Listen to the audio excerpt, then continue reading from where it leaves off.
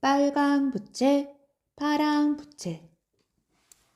옛날 어느 마을에 아주 가난한 할아버지가 살았단다. 할아버지의 오막살이에는 쌀이 텅텅, 돈도 텅텅 아무것도 없었어.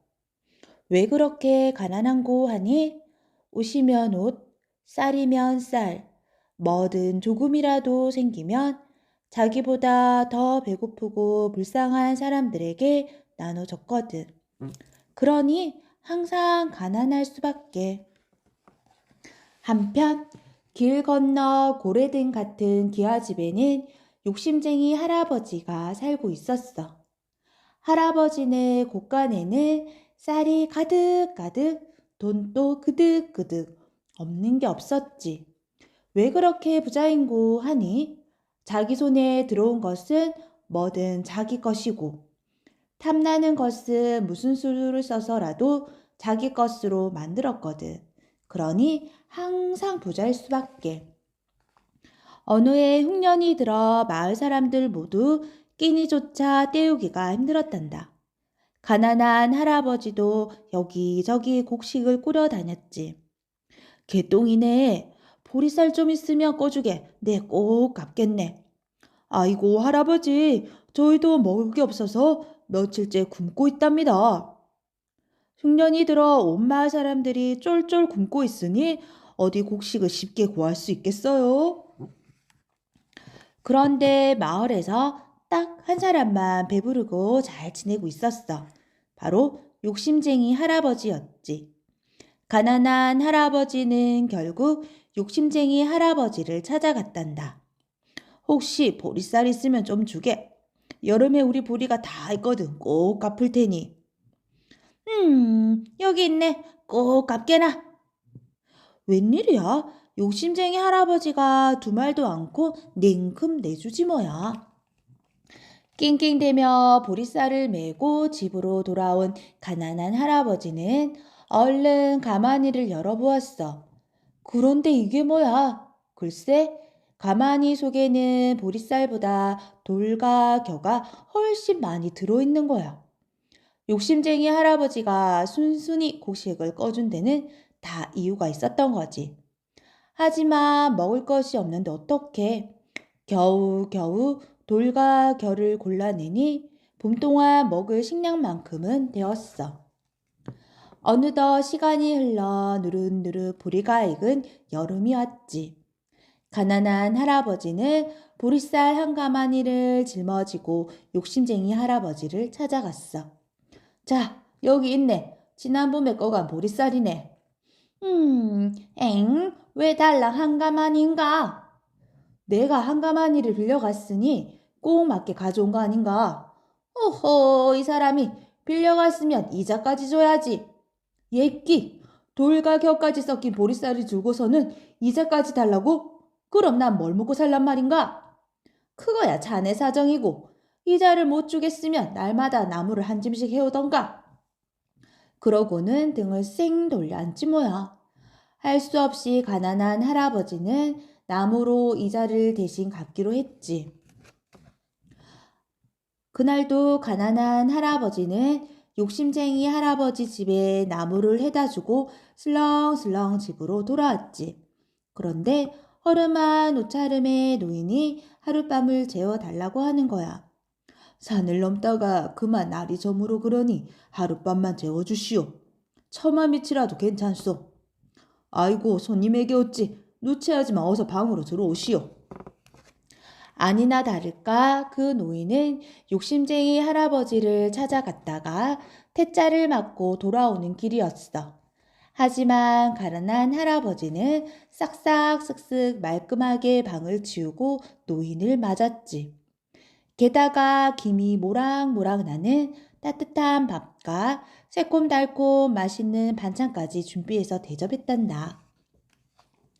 다음날 아침이었어. 안에 계시오?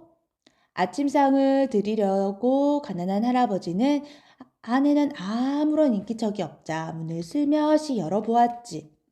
그런데 노인은 온데간데 없고 빨강 부채 하나랑 파랑 부채 하나만 덩그러니 놓여 있는 거야. 일찍 길을 떠나셨네. 아이고, 이런 부채를 놓고 갔네 그려. 가난한 할아버지는 다음에 돌려줄 생각으로 부채를 잘 챙겨 두었단다. 그날도 가난한 할아버지는 어김없이 나무를 하러 산으로 갔어. 혹시 노인을 다시 만날까 싶어 부채도 가지고 말이야. 휴, 날이 참 덥네.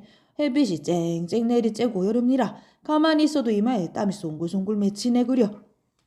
그때 마침 노인이 두고 간 부채가 생각났지. 미안하지만 내가 좀 붙입시다. 할아버지는 나무에 기대 앉아 빨간 부채를 살랑살랑 붙였어.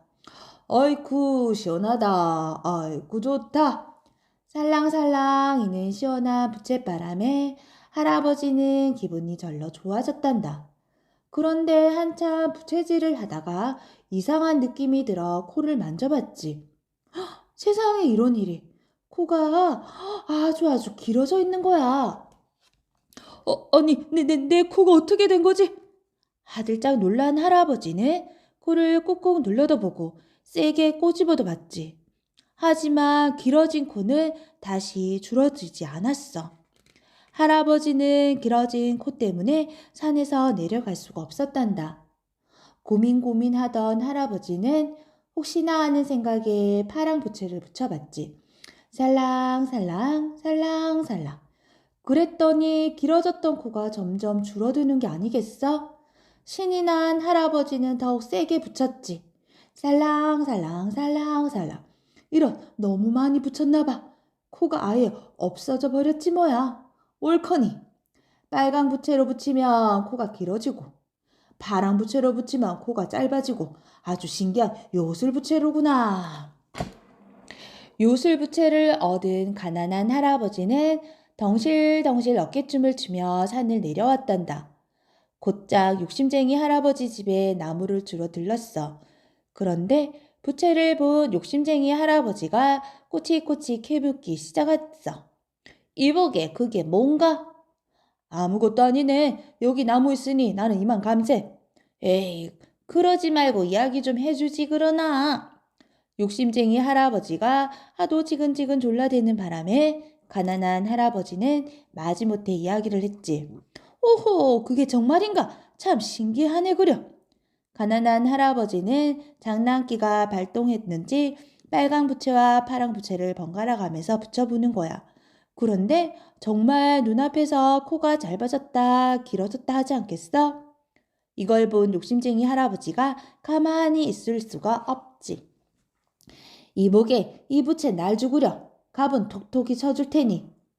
에구 이 사람아. 주인도 없는 부채를 내가 어찌 팔겠나. 주인이 오면 다시 돌려줄 것세. 천냥에도 안 되겠냐? 안 되네. 그럼 만냥은 아닐세. 이 집을 줄 테니 이 부채를 날 주게나. 이렇게 옥신각신 실랑이를 하다가 욕심쟁이 할아버지가 말했어. 아무튼 이제 이 집은 자네 것이니 이 부채는 내 것일세. 그리고는 뿌리 낳게 가난한 할아버지의 오막살이로 가버렸어. 달랑 부채만 들고 오막살이로 이사온 욕심쟁이 할아버지는 생각만 해도 웃음이 휘죽휘죽 나왔지. 남의 집에 살금살금 들어가서 빨간 부채를 솔솔 붙이며 코가 쭉쭉 늘어나겠지.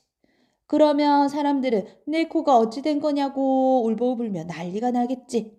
이때 파랑 부채로 다시 살랑살랑 붙여주고 사람들한테 돈을 받은 거지. 욕심쟁이 할아버지는 이런저런 생각을 하면서 빨강 부채를 붙였어. 살랑살랑 살랑살랑 살랑살랑 살랑살랑. 욕심쟁이 할아버지는 코가 길어지는 것도 모르고 계속 부채를 붙였지. 돈을 많이 벌면 대걸같이 커다란 집을 지어야지. 살랑살랑 이러면서 자꾸 부채질을 하니 코가 어찌 되었겠어. 결국 옥황상제가 있는 하늘나라 앞마당까지 닿았지. 마침 바람을 쐬러 나온 옥황상제가 앞마당 위에 불쑥 솟아난 것에 걸려 넘어질 뻔했어. 아이쿠, 이게 뭐냐? 옥황상제가 자세히 보니 저기 아랫마을 욕심쟁이 할아버지의 기다란 코였지. 옥황상제는 신하들에게 말했어. 이것을 100년 된 대추나무에 꽁꽁 묶어두어라. 한편 오막살이에 있던 욕심쟁이 할아버지는 갑자기 코가 따끔했지. 아, 따가워. 내가 부채질을 너무 세게 했나? 코가 이렇게 길어지다니. 자, 그럼 파랑 부채를 붙여볼까? 살랑살랑 살랑살랑. 이게 어떻게 된 거지?